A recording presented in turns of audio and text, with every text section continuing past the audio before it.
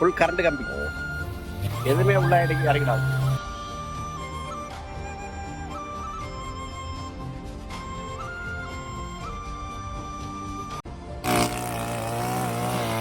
பின் வெட்டிட்டு இருக்காரு. இதெல்லாம் மஞ்சள் தண்ணி மழை ஊற்றி